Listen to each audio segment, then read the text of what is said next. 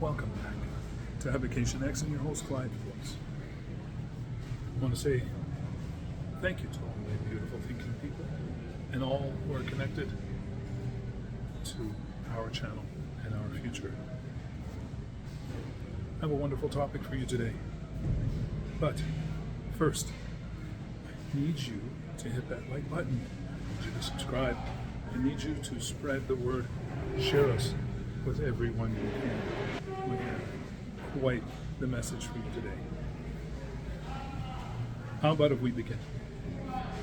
Or wait, did you take that second to hit the like button? Have you taken a moment to subscribe? Let's go. We need your help. Our topic today concerns world hegemony. As we know, at this moment, the West has a big clutch on the entire world. And how is that possible?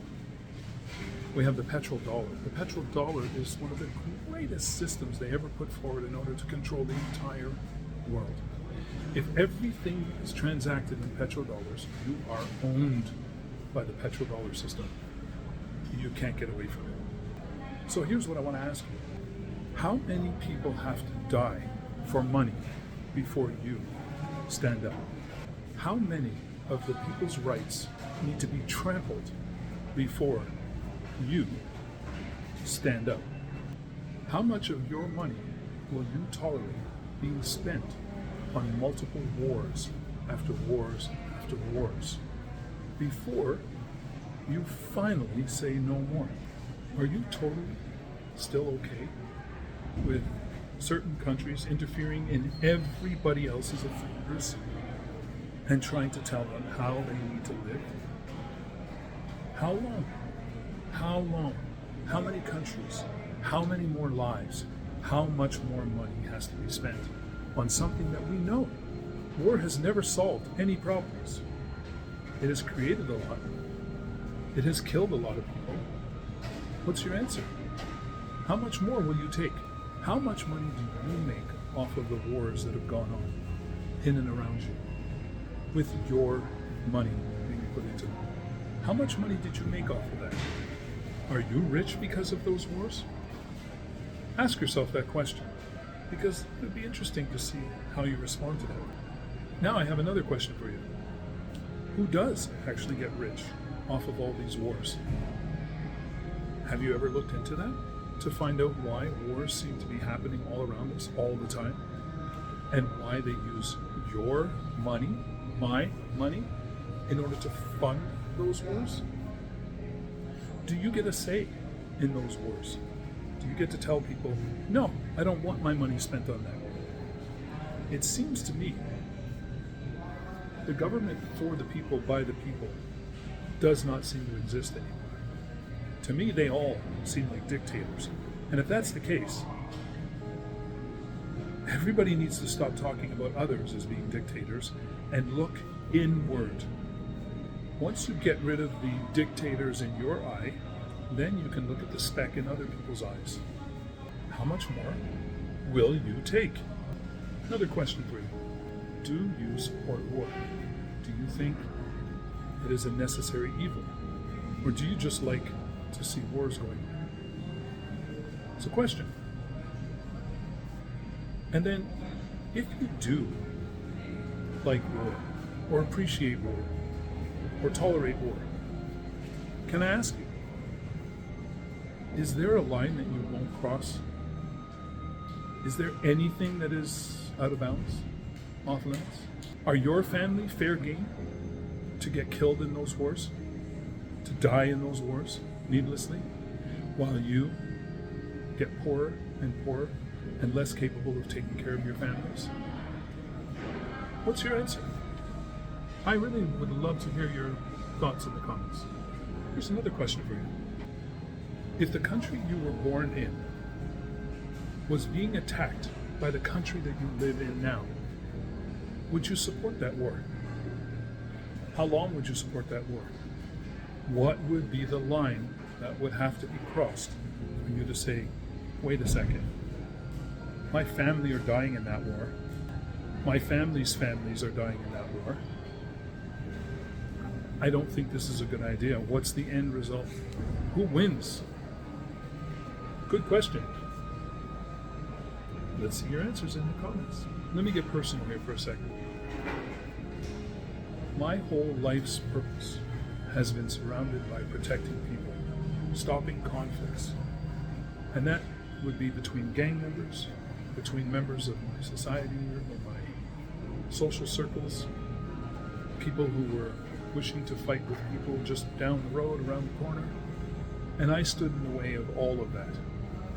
People who had conflicts with their bullies in their areas, people whose conflicts involved bullies being their animals, their children, and other horrible things that were being done by parents to their children. I stepped up to the plate. So I may be biased when I say I think all conflict should stop. I think all wars should stop. I think the death of any human being is very important and should be weighed considerably. So yes, I am biased. I do like to stop conflict. And if I have an opportunity to stop any conflict in my midst, I will. That has been from the time I was probably about 8 years old,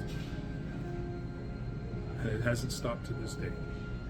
In some of my much earlier videos, I spoke about the opportunity for this breaking out of conflict all around the world and how people are going to start to hate each other because they're being prompted to do so by their governments.